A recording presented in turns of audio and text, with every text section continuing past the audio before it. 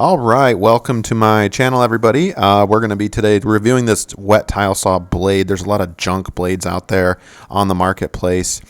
So I had a hard time kind of deciding which one to go with, and I ultimately decided to go with this one.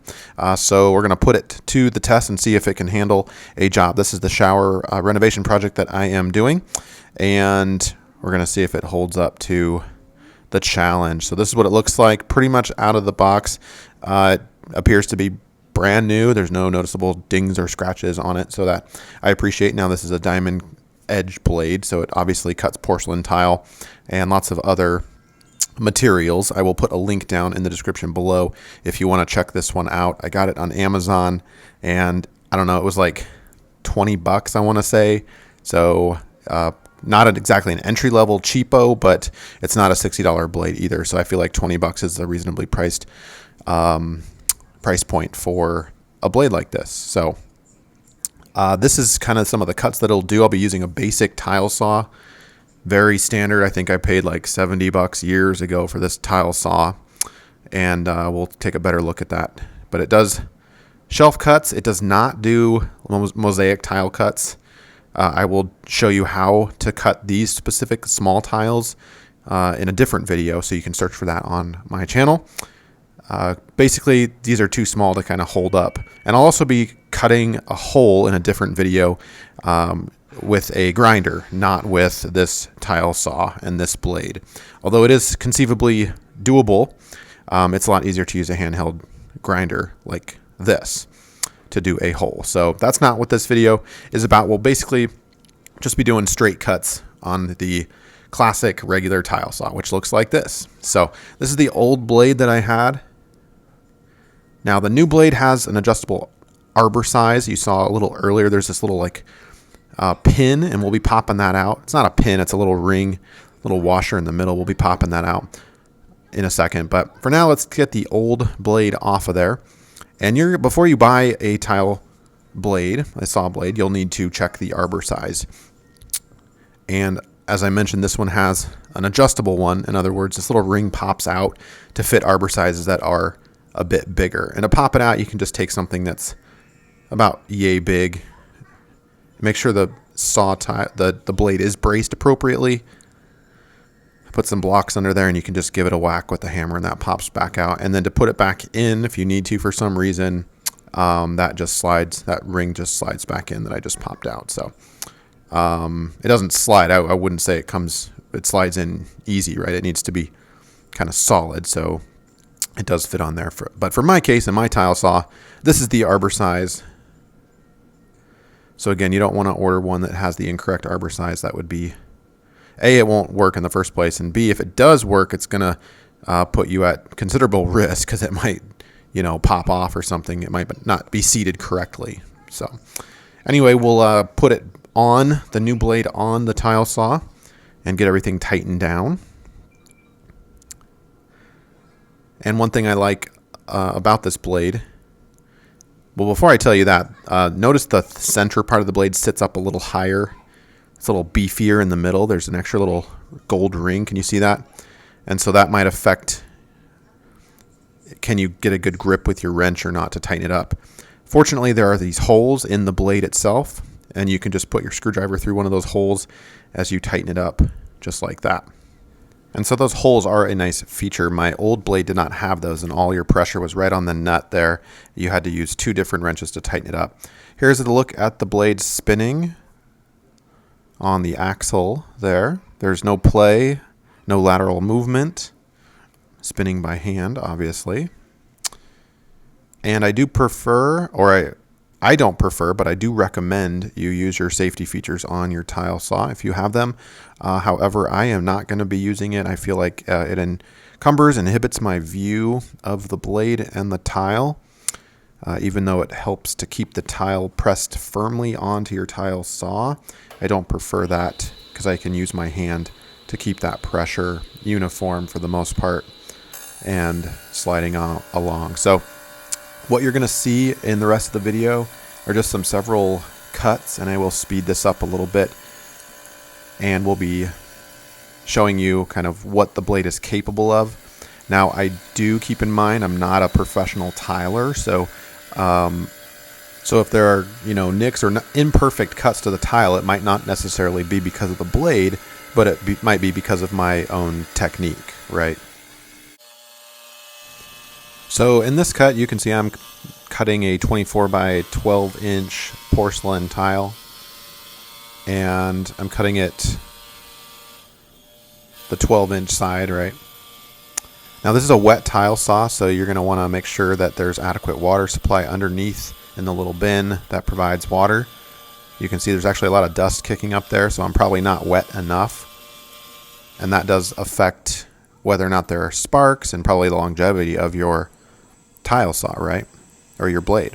Well, both. So after I do my main cut, I will take the edge and just kind of trim up. Now, you're not supposed to put lateral pressure on the blade while it's spinning.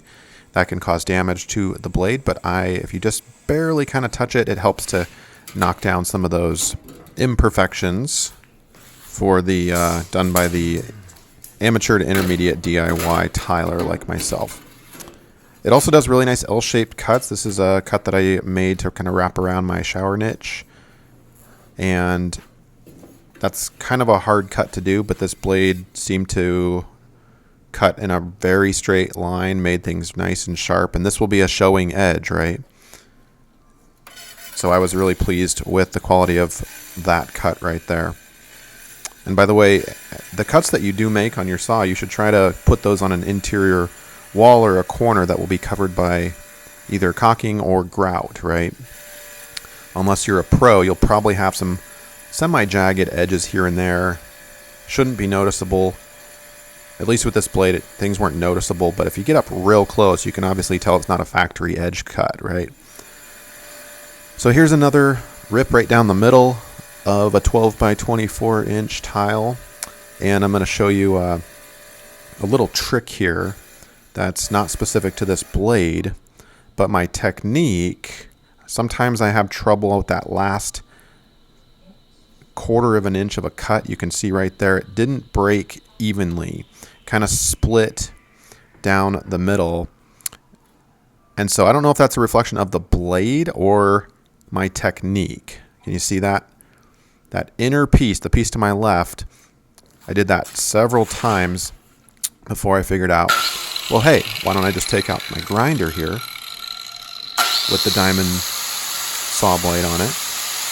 I'm going to clamp a straight edge down, and I'm going to encourage the line a little bit.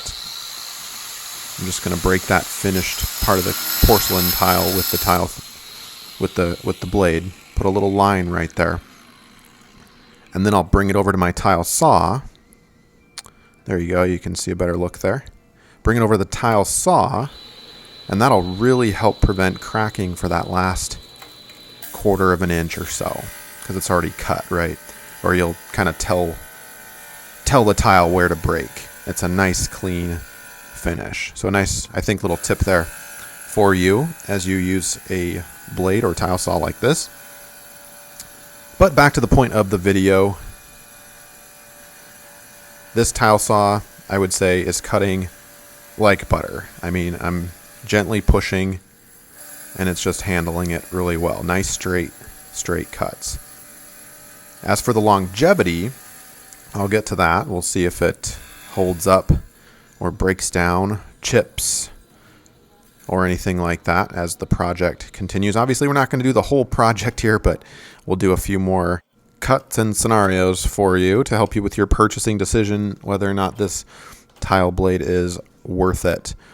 Now, we're going to actually be flipping it over. We're going to want to keep that thin piece, just as an example. So how well does it keep that thin piece?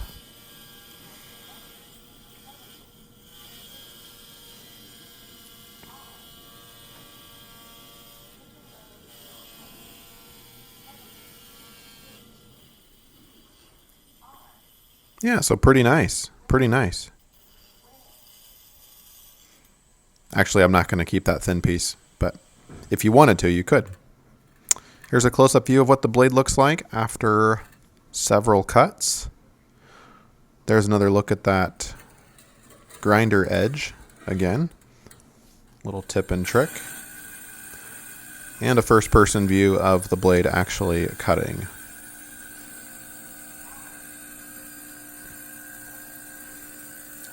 You can see it actually spitting out lots of water there, so it is adequately moistened, so to speak.